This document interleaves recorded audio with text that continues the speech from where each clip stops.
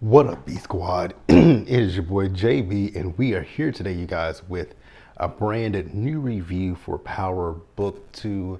Raising Canaan. This is Ghost, and this episode is titled "To Thine Own Self." You guys. Now, before we get into the review, if you guys are watching this video or any other video on the channel and you guys aren't subscribed yet, then I need you guys to do me a solid favor and stop taking out on this date and then having me pay for it at the end of it. You guys know the routine. You can do me that favor by liking the video, subscribing to the channel, and also by turning on your post notifications, you guys. And with that out of the way, without further ado, let's go ahead and get into this episode of Ghost, shall we? All right, you guys, so I look a little glistening, but I am a little sweaty because I just made up my bed and it's 11:45 at night, so it's a little late. Now, this episode, so you guys know how I do it. I group things together that make sense to me. So that's how we're going to do this, and we're going to start up this week's episode with talking about Davis. So we know the situation with Davis, right? That Davis has this hearing that he has to go to about, his license being suspended, right? And like I said in last week's review, when it comes to Davis, you are lucky you hadn't been disbarred before now, because you are so shady as an attorney. But neither here nor there, right? So he's talking to his attorney and asking her, how do things look with this whole thing? And so she goes down the list of things that Jenny Sullivan has accused him of, right? Taking stuff from the police department, bribing people. Now is that a conflict of interest? The fact that, because when she said represented mother and son, I had to think about who was she talking about. He represented Tasha and Tariq. And I thought about that. I was like, oh, that's right.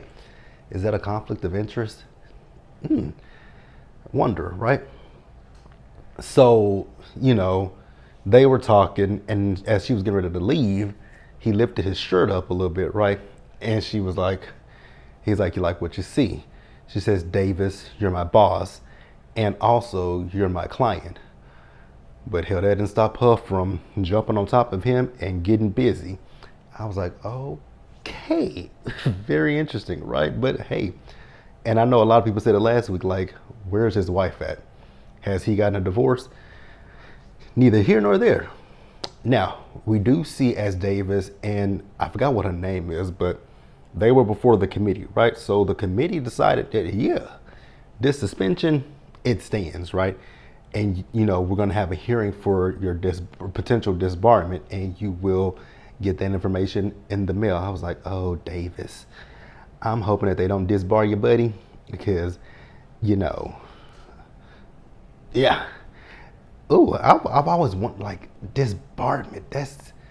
You have to be doing something like completely illegal, unethical, and all that kind of stuff, like with your law license, doctors, with doctors and doctors, nurses, all of them.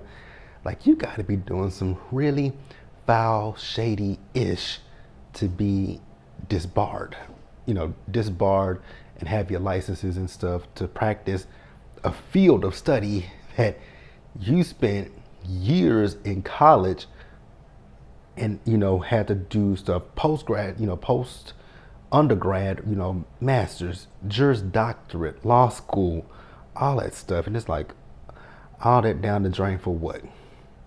You just wonder, all that down the drain for what? But hey, it is what it is, right? We gonna see what's gonna happen with Davis. I would say I hope that my boy don't get, disbarred, but we will see. So later in the episode, we see as Agent Don Carter went to go see Davis, right? So Don is telling Davis that he has someone down at the bar that could potentially help with this potential disbarment, right?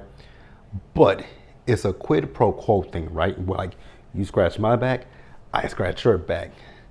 And I was like, Davis, don't do it. Because here's the thing. Even if you do what he's asking you, how do you know that that won't backfire against you in the long run? Because right now, yes, your license is suspended, so you don't have that Hippocratic oath to your clients, where everything that you say, everything that they say to you is confidential. But before the suspension, you were their attorney, so anything that they said to you was protected by attorney-client privilege. I think. I could be wrong. So, in a nutshell, with Davis, he was telling old boy Don that basically, if you fuck up my life, if you fuck with my life, I will fuck up yours. And I was like, just fuck his life up in general. So then later in the episode, and I'll explain this as we get into it, but Tariq called Davis, right? And he was asking him, like, what do you know about Detective Agent Don Carter, right? So Davis just told him, like, he's a cop on a fucking mission, right? And he absolutely is a cop on a fucking mission. So we did find out a little bit more about his wife this week. So his wife was, she worked at an ER, and she was shot and killed outside of the ER because of some drug dealers who was trying to finish off a guy on a gurney. I was like, God damn, you got to be what do you have to do to be on a gurney for people to want to come and still take you out? Neither here nor there. So Davis just told Tariq to watch his back. And then later in the episode, we see Agent Carter as he pulled up on Obi and took Obi down to the police station because he wants to question Obi about these green cards. Because I guess somehow he heard the conversation that Obi had on the phone with Tariq, which I don't know how. And excuse me, I don't know how, but I guess we'll get to that point at some point in the season. But hey, that's it for that part of the episode. Let's go ahead and pause here and let's move forward, you guys. Next up, you guys, let's go ahead and get the Tejadas, and we're gonna wrap Effie up with the Tejadas since she's so linked up with them people. We're gonna link up with them. So we see as Drew and Kane, so they walking down the street, and they walk by that was it a restaurant that Gordo's family owned? Whatever they had, right? They walked by there, and there's a mural out there, and so was it Kane who kissed his hand and put it on Gordo's mama, right? So there's a guy there, his name is Felipe, and so Kane is asking him, like, so you found out information about who took the shot at Monet? So Felipe is telling him, like, nah, I ain't found nothing out on that front yet, right? Mind you, Felipe is sitting here with a broken ass arm. I was like, don't tell me Kane broke his arm. He said, yes, he did. I was like, oh. And so when he told Kane he ain't found nothing, Kane was like, Drew. I was like, what is Drew supposed to do? Drew came up behind the nigga and just put him in a bear hug. I was like, oh, fuck. I was like, I know y'all not finna do what I think y'all finna do. And Kane was like, I sure the fuck am. I said, God dog. Kane broke the nigga's other arm. I was like, fuck. So this nigga ain't supposed to do nothing. Like, how do you expect him to find out information with two broken arms? He can't drive. So that means he got to take the bus or Uber. Okay. Kane is nothing but muscle. No brawn up. No, all brawn, no brain. Whatever. So then we see Diana. So Diana took her ass down to the CVS or Walgreens, wherever she went to get what? A pregnancy test. I was like, ooh, I kind of saw it coming. But I really didn't think that well, yes, they are. I want to say I didn't think that the writers would be this predictable, but they are. Because I kind of figured, foresaw this last season when she and Tariq finally, no, they did it season 1, right? I know they did it last season 2, but neither here nor there. But she went down to, like I said, she went to go get a pregnancy test, right? So then we see Effie. So Effie is in one of, I think it's an engineering class, right? And so they have this program that she's interested in. And, the teacher was like, you should do it. And then she looked at how much it costs and she's like, oh, that's a lot of money. But the teacher was like, it'll be helpful for you, right? So Effie signed up for an interview. And then after that, we see Monet. Monet, Monet, Monet. Y'all know how I feel about Monet Tejada. Can't stand the bitch. So we see this rude ass helper doing physical therapy, right? And she's still being rude. So she's talking to her cousin Janet is helping her out. So Janet is being portrayed by Golden Brooks, aka Maya from Girlfriends, right? And so Golden was telling her, not Golden, Janet was telling her, like, slow down, Monet. And she was like, I got this.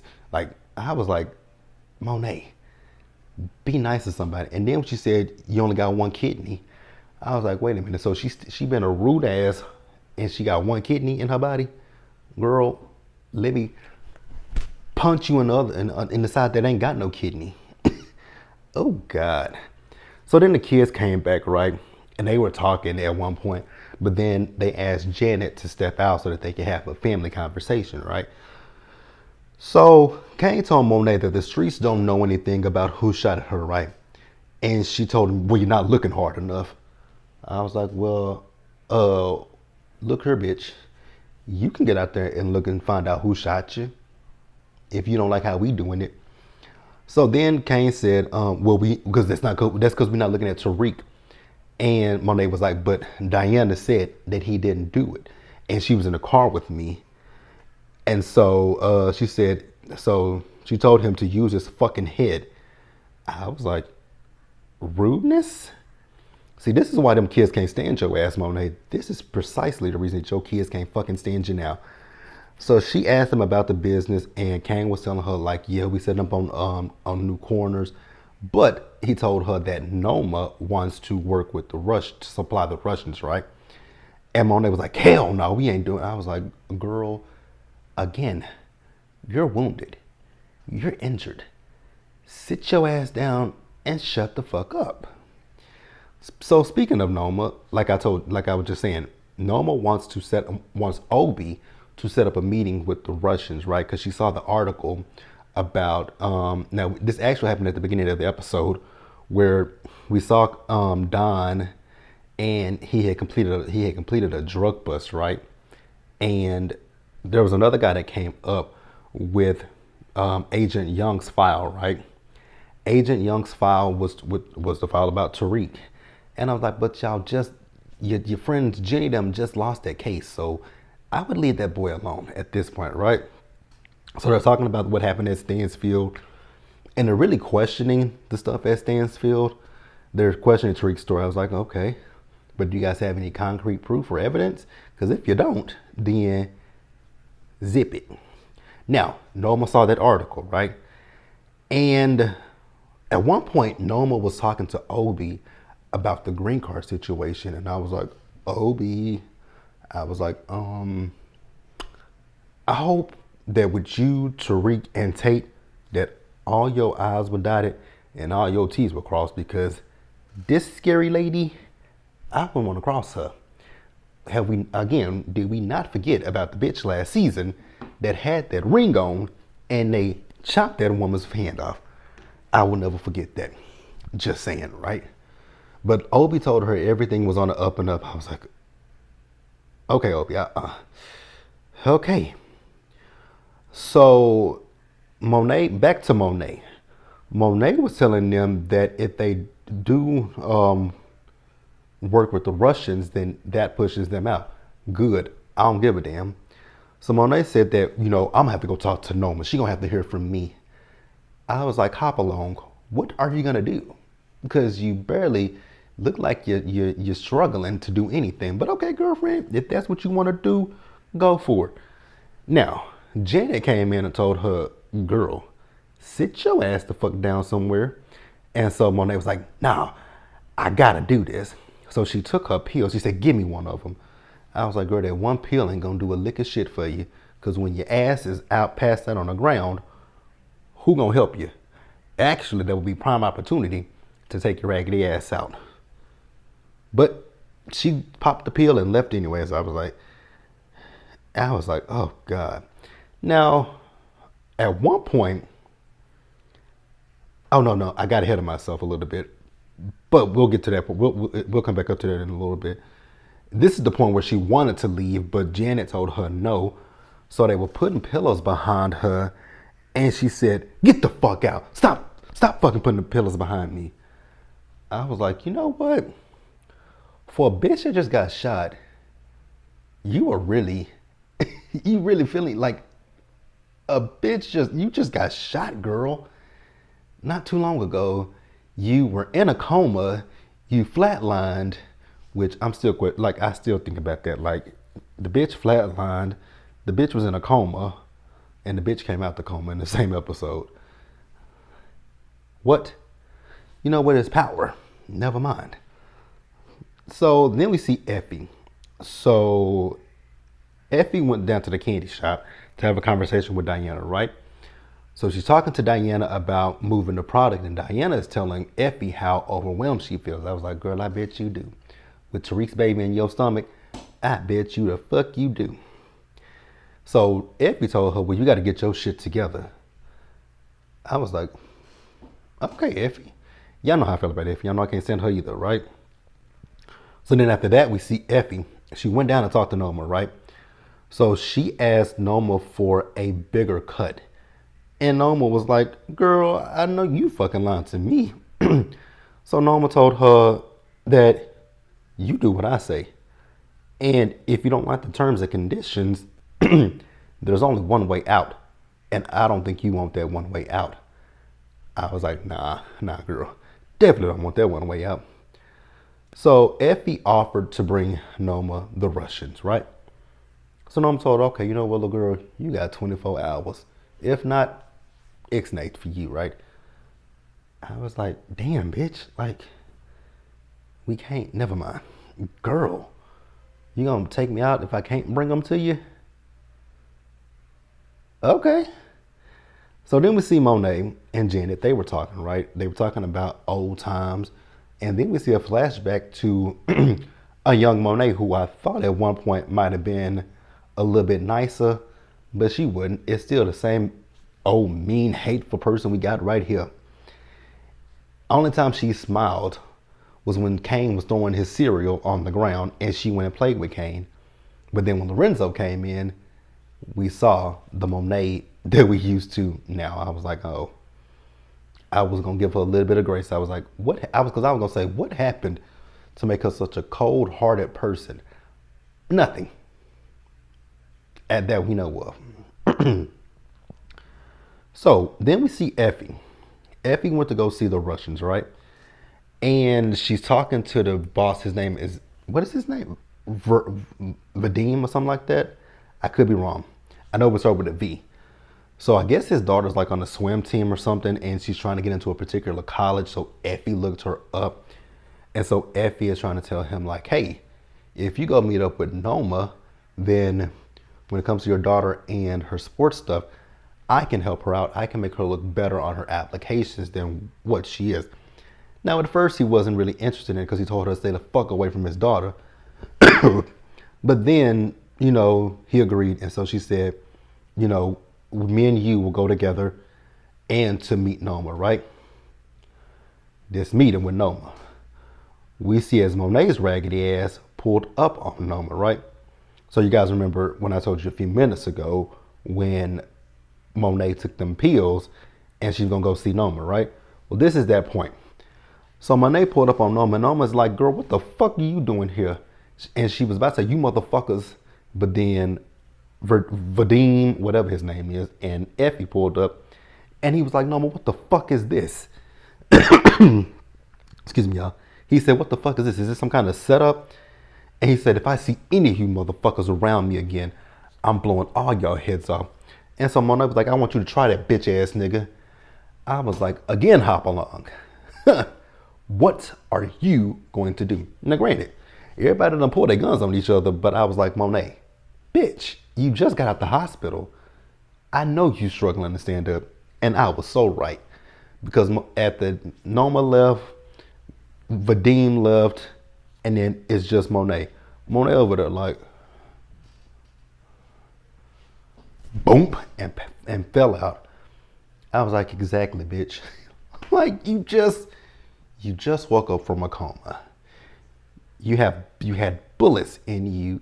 You have one less kidney, Girl, sit your injured and wounded ass the fuck down somewhere. But it's Monet.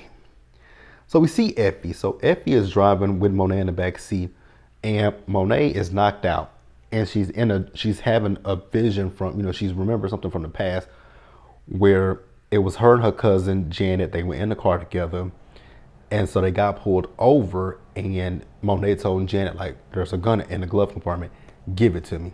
So she gave it to her. She was like, Monet, you not finna do it. She said, shut the fuck up. I was like, again, just a rude ass bitch. And she put it in Kane's car seat. I was like, oh shit, bitch. Is that what you want to do? Put it in your child's car. Okay. I mean, the cops are still, well, maybe not. Maybe not a baby. I don't know. But whatever. So we also saw as Lorenzo got home, and Lorenzo was asking Monet, like, what the fuck, Mo? And so Janet went and kind of snitched on Monet.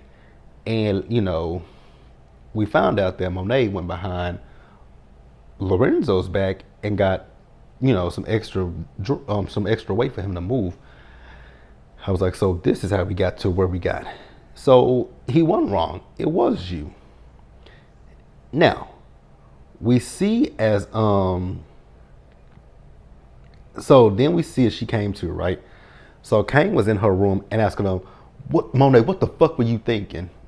I was like, Mama? Ma? Okay. Monet, what the fuck was you thinking?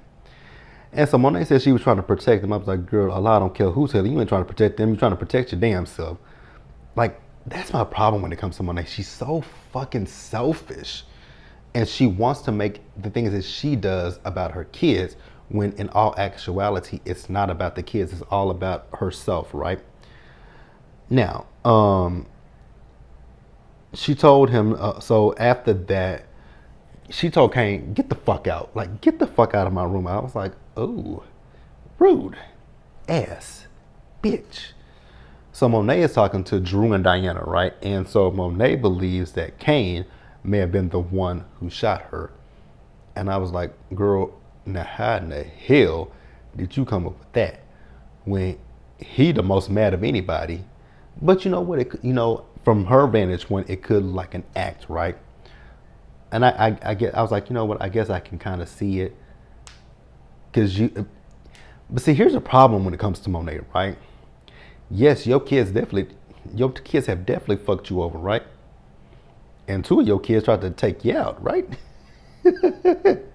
But Monet only has Monet to blame for all the shit that she gets herself involved in, right? Like, you don't treat those kids well at all. And we'll talk about that in a few minutes too, right? Now, I was so confused with this scene because I don't know who Kane was watching. Or was it those arms dealers? You guys correct me in the comment section, because Kane was watching somebody. So Noma pulled up, and Noma was telling Kane, like, yo, Monet pulled up to the meeting with the Russians, and she basically fucked everything up, right? So Noma tells him, like, I need you to make this shit right, and by day's end. And so Kane was like, but Noma, if I pull up over there, they gonna blow my head off. Noma was like, guess what, nigga? She don't give a fuck. I was like, ooh, excuse me. So Kane called up Effie, who, mind you, she has her interview, right? And so she was like, Kane, I got an interview. But she ended up going with him anyways, right? And then we see Diana at the doctor's office getting confirmation that she is pregnant. Now, what I will say is that doctor was a rude ass bitch, making all kind of insinuations and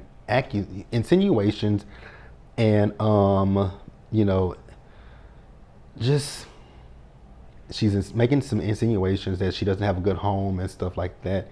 And then she's stereotyping it. That's what I was trying to say. She's stereotyping. It's like, girl, excuse you?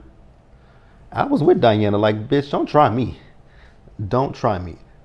Now, we see as Drew went to go talk to Monet. And so, I don't know why Drew thought in his head that Monet was about to apologize to him for the stuff that happened with Poppy and Gordo. No. What did Monet do? Monet doubled down on it and justified why she did it in the first place. And Drew got pissed off. I was like, Drew, what did you expect from this lady? Your mother has no heart. But okay, Drew, if it is what it is. So Drew was like, fuck this. So Drew went to go get her pills and he wanted to basically, I don't know if he wanted to poison her or give her an overdose. Either way it go, he wanted to get rid of the bitch, right? And I was like, hey, that actually is a good idea. But Diana came in and was like, Drew, we're better than that. While she was talking to Drew, Monet overheard them. I was like, y'all do realize that she probably like 2 feet away from y'all. And lo and behold, like I said, she was. I'm so glad that them dumb fools didn't say that they were the ones that tried to take her out. I was so happy about that. Now, moving over to Effie and to Kane. So Effie and Kane pulled up on Vadim, and I thought she was going to show him that she did what she said she was going to do for his daughter, right? But no, they showed him all the guns, and they offered them to him, right? So Vadim tells them, I only want to talk to the girl. Now, what I will say is, that just seems so unreal. Everything with Effie and Vadim just seems so unrealistic. For her to just walk into that bar in the first scene and just sit down and broker a deal with him. And then in this scene, yeah, whatever, neither here nor there. So then we see Monet talking to Janet, right? And she's asking Janet if she ruined her kids. Bitch, I can answer that for you. You did. So she was like, well, you can ask them for yourself. So Drew was there. He was like, well, at least you're asking the questions. I was like, it ain't like she really give a damn. Like, it ain't really like Monet gives a damn. But hey, Drew, if you like it, I love it, right? If you like it, I love it. Now, she asked him if he found out who shot her, right? He told her he's still working on it. Girl, he ain't working on it because he know who, well, actually, he don't know who shot you. He don't. But Drew can't tell you anything. Or I can't remember. Drew can't say anything to you because Drew knows that he and Diana set up a plan for you too, right? So he can't really, okay. I think they know, they don't know what's touched, but they know that they set the plan in motion to make this happen. Now, where are we at, you guys? I think that was it for them. Did we see anything else with them in this episode? Oh yeah, we saw Kane. So Kane went back over to Noma's crib, right? And he told Noma that they made a deal with the Russians.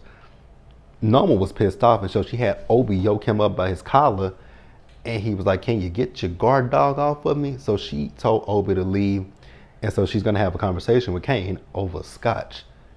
I was like, do I detect something here between Kane and Noma? Like, I think I see something happening between Kane and Noma. I think I see something happening here. You guys let me know if you guys see what I see. We'll pause here and wrap up the episode. Now, the episode opened, we will go back and talk about Tariq, you guys. So we see Tariq and Brayden. So they in his room, right, on campus. Remember, Brayden's not in school. So they walk through the campus. You see campus police. And I was like, that's right. Baby, this campus saw a lot of untimely demises. Because remember that episode where the guy, he was in the pool? This campus saw a lot of deaths. If it ain't been on campus, oh wow, they really, oh wow. This campus really has saw a lot of deaths. And I'm sorry, but there is we know there's a correlation, and it's so funny that the cops can't put it all together. Well, they did, but it backfired on them, right? Because the dude in the pool, Carrie Milgram, that hoe, Jabari, Agent Young, whoever else, like, God, wow, just thought about all that stuff. I just thought about all of that stuff as I was talking. So then we see as Tariq and Brayden walked up and they saw 2 girls and a guy. The girls thought that, he called Tariq a hero. The little white boy was like, I don't buy it. Well, what you can buy is this, you can buy, you know what, I'm not going to say that. But you can buy a clue that you can be unalived, right? So we then see that Tariq went to go talk to financial aid, right? So he has to work 3 jobs. I was like, how in the hell is he supposed to work 3 jobs and go to school? And they were like, if he misses one of them, if he even misses one, he fucked. I was like, well, damn. Ooh, Jesus the Christ. Now we see them in their new class this season. Now, I don't know what this class is, and I didn't understand I knew what they were talking about. The question was, why do people choose to? What makes people want to govern others, right? Which that actually is a good question. That actually is a good question because if you guys don't know a lot about me, but when I was in high school and college, I was really good at government. I loved government, right? But I knew that I did not want to go and be in politics. That was just not the realm for me, right? So after the class, Effie wanted to talk to Tariq, and she said that she wasn't thinking, and that she was angry at him when she went and told Norma about Anya, or whatever her daughter's name is, right? And she said her back was against the wall. And then she said, but I told you that Kane was looking for you, so that makes up for everything, right? He was like, fuck no. I was like, exactly, Effie, no. So then Diana saw them, and she was like, so what was that? And she was like, we need to talk. So that's when we saw them later in the episode, when I've already talked about them talking at the candy store, right? So we see Brayden, he went by his family's crib, and his daddy saw him. He was like, this motherfucker. But they're packing up to move out of the house, right? And I also forgot to mention back at Stansfield, the library that's named after them, they were taking their name off the library, right? So then we see Tariq at one of his jobs, and it's like an open mic night. It's up like open mic type of thing, right? And so Brayden saw this one girl who was on stage singing, and I think Brayden took a little bit of a liking to her. So Brayden went up to her to try to introduce himself. Mostly, that girl was interested in getting some drugs. He was like, yeah, now I ain't in that life no more. So then we see as Agent Carter came up to the school to talk to Tariq, right? So Tariq asked him like, hey, were you able to ID the shooter? And Agent Carter was like, you ain't even got to play no games with me. Like, I know who you are. You're Tariq St. Patrick. Your father was James St. Patrick. He wasn't shit, and you smell like the same shit that he wasn't, right? So he said, I'm not really buying this act, this hero act. So Carter told him, basically in no uncertain terms, that I'm going to put you where you belong. And I was like, okay. And he also told him that, yo, with your mama, she in WITSAC, right? Oh yeah, did you know that she's this close to getting her ass kicked out of WITSAC? So then went to see Tariq, and he went to go find Tasha, right? So Tasha's working at this store, and he's talking to her about that. She was like, Tariq, you were supposed to call me tonight. And so he went to the house. He found Yasmin. Yasmin told him where Tasha's working at, right?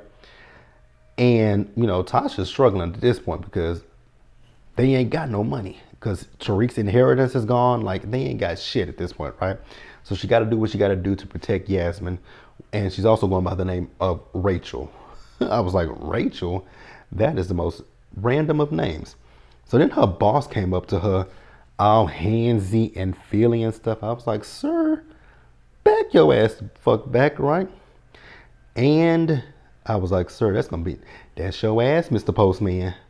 And lo and behold, that was his ass, because Tariq found that nigga in the parking lot and stepped on his hands and told him, don't you ever put your hands on her again. He said, or else and he said, if you try to report this, he gonna have somebody come to his house and light that bitch up. I was like, oh shit. Okay.